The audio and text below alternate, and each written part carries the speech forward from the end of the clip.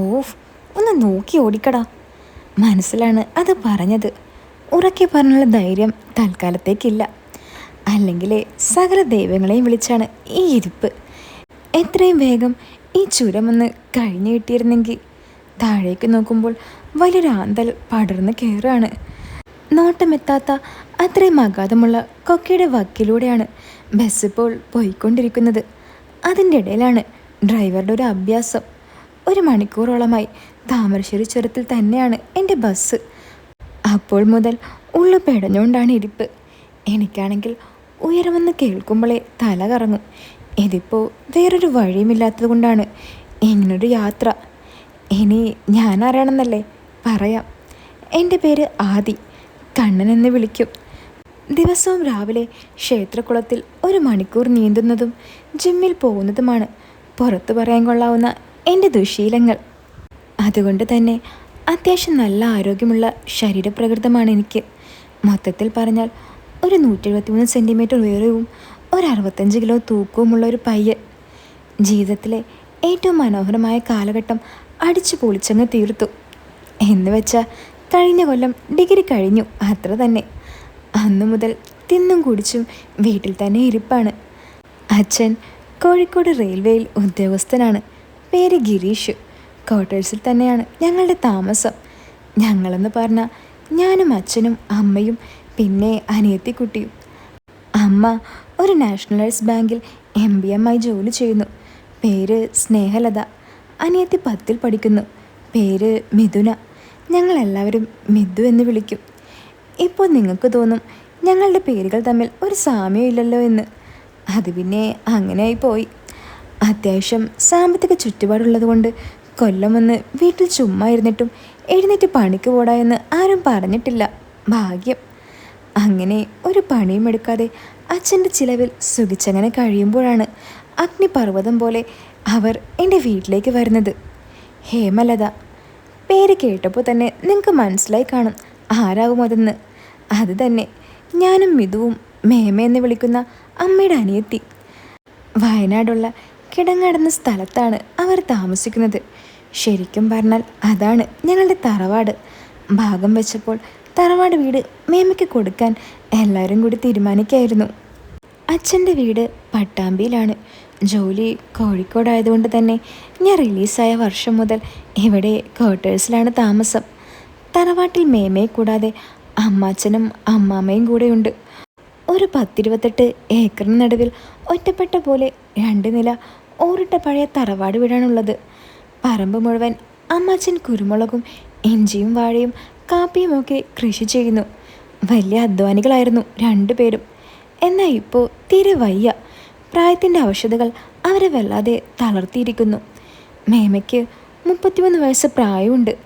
ഒരു 167 സെൻറ്റിമീറ്ററിന് മുകളിൽ ഉയരമുള്ള വെളുത്ത സുന്ദരിയായൊരു സ്ത്രീ. അല്പം തടിയുണ്ട്. പക്ഷേ ഉയരം വെച്ച് നോക്കുമ്പോൾ ആ തടി അവർക്ക് വളരെ അനുയോജ്യമായിരുന്നു. ഒരു തരത്തിൽ പറഞ്ഞാൽ അതാണ് അവരെ കൂടുതൽ മനോഹരിയാക്കുന്നത്. ഇതെല്ലാം കൂടി കൂട്ടിയോജിപ്പിച്ച് നിങ്ങൾക്ക് മേമയുടെ ഒരു രൂപം മനസ്സിലായി കാണില്ലേ? സത്യം പറഞ്ഞാൽ ഞാൻ പോലും ആഗ്രഹിച്ചിട്ടുണ്ട് മേമയെ. അത്രയ്ക്ക് സുന്ദരിയായിരുന്നു അവർ. കല്യാണത്തിന് മുമ്പ് മേമ നന്നായി നൃത്തം ചെയ്യുമായിരുന്നു എന്ന് കേട്ടിട്ടുണ്ട്. അതുകൊണ്ടാകും അവരിപ്പോഴും നല്ല സുന്ദരിയായി നിൽക്കുന്നത്. കണ്ണൂരിലേക്കാണ് മേമയെ കെട്ടിച്ചു വിട്ടത്. ചെറിയച്ഛൻ വില്ലേജ് ഓഫീസറായിരുന്നു. കറുത്തിരുണ്ട് ഉണ്ടമ്പരി പോലൊരു സാധനം. ഗവൺമെൻറ് ജോലിക്കാരനാണെന്നൊഴിച്ചാൽ എൻ്റെ മേമയെ കിട്ടാനുള്ള ഒരു മേന്മയും ഞാൻ അയാൾ കണ്ടിരുന്നില്ല. ആ സമയങ്ങളിലൊക്കെ മേമയ്ക്കും എന്നോടും മിഥുവിനോടൊക്കെ വലിയ സ്നേഹമായിരുന്നു.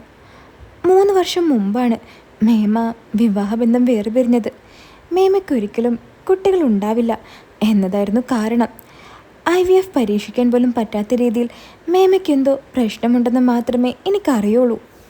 അതിനുശേഷം ആ മുഖം ഒരിക്കലും ഞങ്ങൾ തെളിഞ്ഞു കണ്ടിട്ടില്ല. എപ്പോഴും ഓരോ ചിന്തകളുമായി ഇരിക്കുന്നത് കാണാം. മുൻപുണ്ടായിരുന്ന ആ സൗമ്യമായ പെരുമാറ്റമൊക്കെ ഡിവോഴ്സോടു കൂടി മാറി. ചെറിയ കാര്യത്തിൽ പോലും ദേഷ്യം. എന്നോടുള്ള പഴയ മമതയോ സ്നേഹമോ ഒന്നും ഇപ്പോഴില്ല. മൊത്തത്തിൽ അവർക്ക് ആണുങ്ങളോട് ഇപ്പോൾ ഒരു കാര്യവുമില്ലാത്ത കലിപ്പാണ്. എനിക്ക് ആ സ്വഭാവം ഒട്ടും പിടിക്കില്ല.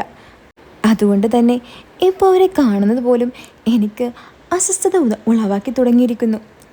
പാവം, ആ ജീവിതം ഇനി എന്താവുമോ എന്നാദ്യാവും അവളുടെ മനസ്സിൽ എന്ന അമ്മ പറയുന്നത് കേട്ടിരുന്നു. ചിലപ്പോൾ അതാവും ആ മൂഷേട്ട സ്വഭാവത്തിന് കാരണം.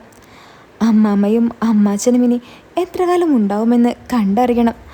അവരുടെ കാലം കഴിഞ്ഞാൽ ഒറ്റയ്ക്കാകുമെന്ന് തോന്നൽ അവരെ അലട്ടുന്നുണ്ടാവും. 4 ദിവസം മുന്നേ അവർ വീട്ടിൽ വന്നിരുന്നു. കഴിഞ്ഞ 3 വർഷത്തിനിടയിൽ ആദ്യമായിട്ടാണ്. ഉപചാരത്തിനെന്ന പോലെ ഒരടുപ്പം മാത്രമേ കാണിച്ചുള്ളൂ എങ്കിലും അമ്മയോട് കാര്യമായി എന്തൊക്കെയോ സംസാരിക്കുന്നുണ്ടായിരുന്നു. അപ്പോഴൊന്നും അതെനിക്കുള്ള പണിയാണ് അണിയറയിൽ ഒരുങ്ങുന്നതെന്ന് ഞാൻ അറിഞ്ഞിരുന്നില്ല. അച്ഛൻ വന്നപ്പോൾ വീണ്ടും ചർച്ചകൾ. ഭക്ഷണമെല്ലാം കഴിഞ്ഞ് അമ്മയും അച്ഛനും റൂമിലേക്ക് വന്നു. അവർക്ക് പറയാനുള്ളത് കേട്ടപ്പോൾ ഞാൻ ശരിക്കും തകർന്നു പോയി. നിന്റെ നല്ലതിന് വേണ്ടിയാണ് പറയുന്നത്.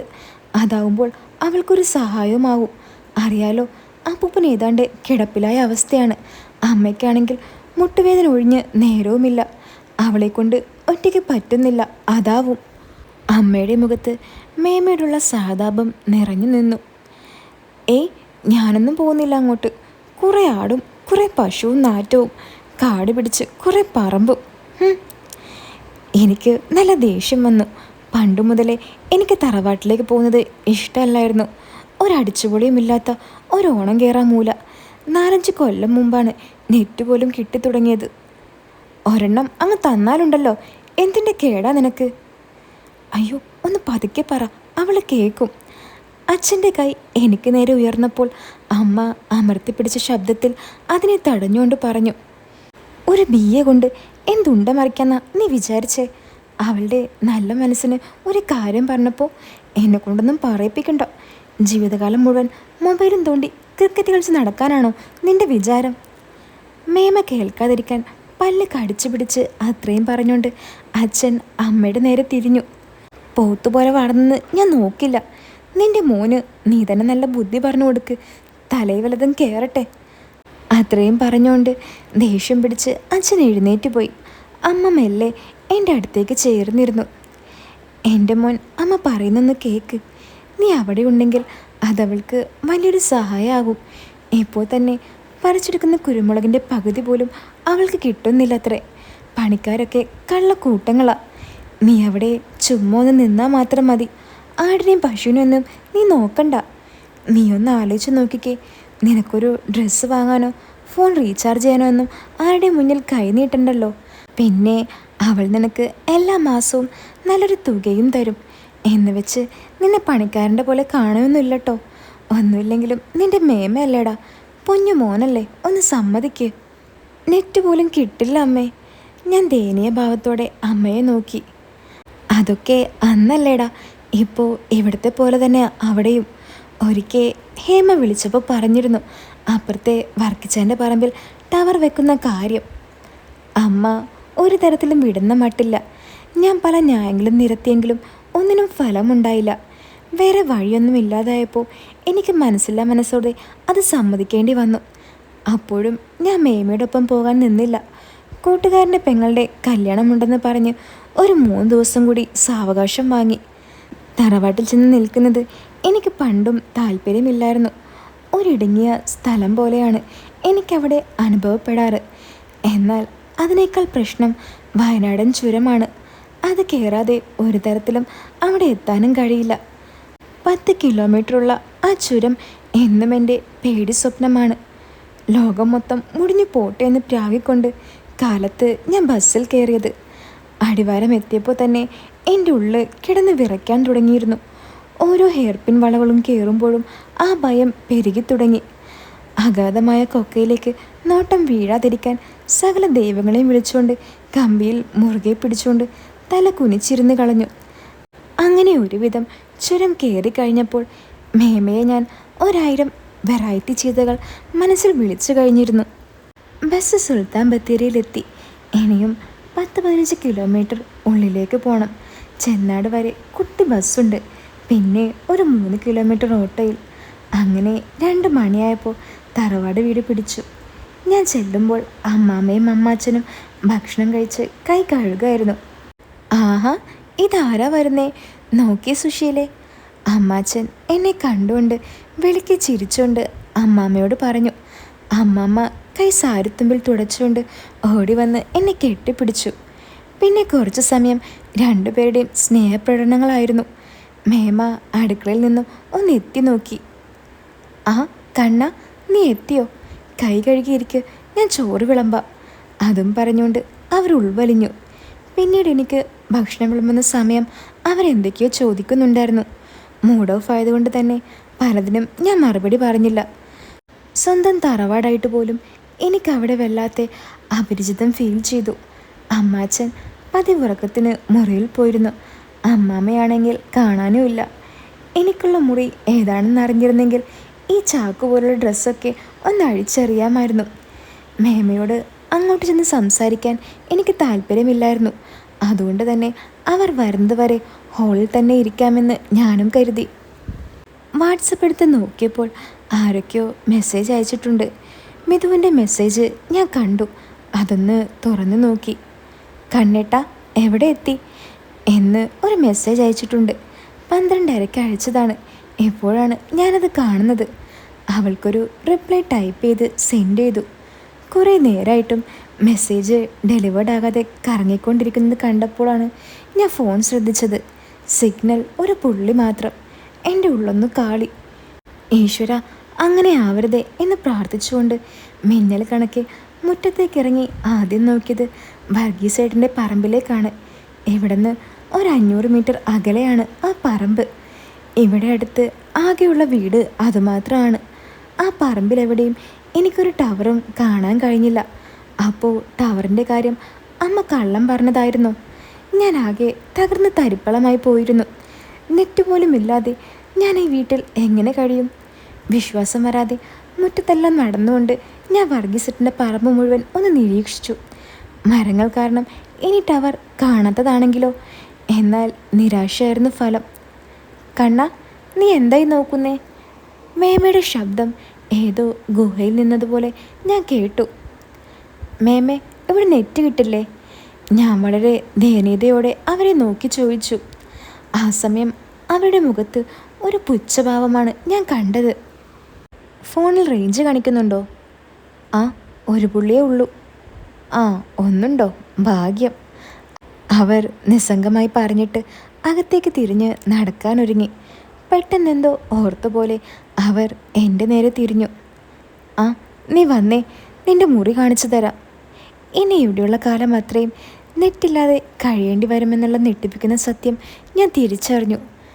വാട്സപ്പില്ലാതെ, ഫേസ്ബുക്ക് ഇല്ലാതെ, ഇൻസ്റ്റഗ്രാം ഇല്ലാതെ എങ്ങനെയെന്നോർത്ത് എൻ്റെ തല വരെ മരവിച്ചു പോയിരുന്നു. എന്തേ വരുന്നില്ലേ? അകത്തുനിന്ന് മേമയുടെ ശബ്ദമുണർന്നതും ഞാൻ യന്ത്രികമായി തന്നെ അകത്തേക്ക് കയറി. എൻ്റെ ബാഗ് തോളിലിട്ടുകൊണ്ട് കോണിപ്പടി കയറാൻ തുടങ്ങിയപ്പോൾ ഞാനും അവരെ അനുഗമിച്ചു. അവരൊരു ഇളം നീല മാക്സിയായിരുന്നു ധരിച്ചിരുന്നത്. ഓരോ സ്റ്റെപ്പ് കയറുമ്പോഴും ഞാൻ അവരെ ശ്രദ്ധിച്ചുകൊണ്ടിരുന്നു. ആ അവസ്ഥയിലായിരുന്നിട്ട് കൂടി എനിക്കത് ശ്രദ്ധിക്കാതിരിക്കാൻ കഴിഞ്ഞില്ല. 10ൽ പഠിക്കുമ്പോൾ മറ്റുമാണ് അവസാനമായി ഞാൻ അവരെ ഓർത്ത് ആ സ്വഭാവം മാറിയതിൽ പിന്നെ അവരെ അങ്ങനെ ചിന്തിക്കുന്നത് പോലും എനിക്കിഷ്ടമല്ലായിരുന്നു. എന്നാൽ ഇപ്പോൾ ഇത്ര അടുത്ത് ഇത്ര ക്ലിയറായി കാണുമ്പോൾ ഉള്ളിൽ എന്തോ ഒരു കുളിര് പോലെ.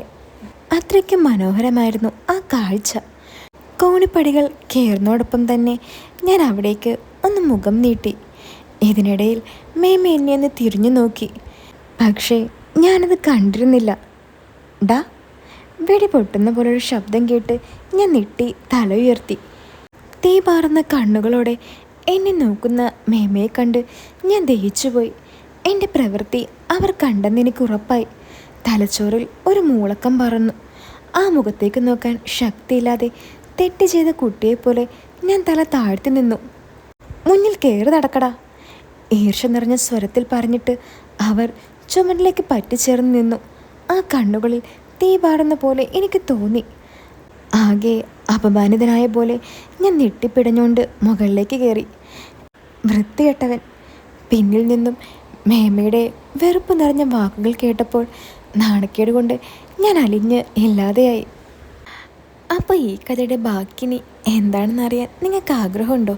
അപ്പോൾ ഇതിൻ്റെ സെക്കൻഡ് പാർട്ട് ഞാൻ ഉടൻ തന്നെ ഇടാട്ടോ. അപ്പോൾ സെക്കൻഡ് പാർട്ട് കേൾക്കാൻ താല്പര്യം ഉണ്ടെങ്കിൽ ഒന്ന് പറയണേ. കമൻറ്റ് ബോക്സിൽ ഒന്ന് പറഞ്ഞാൽ മതി. ഒപ്പം തന്നെ വീടൊന്ന് ലൈക്ക് ചെയ്യാനും മറക്കല്ലേ.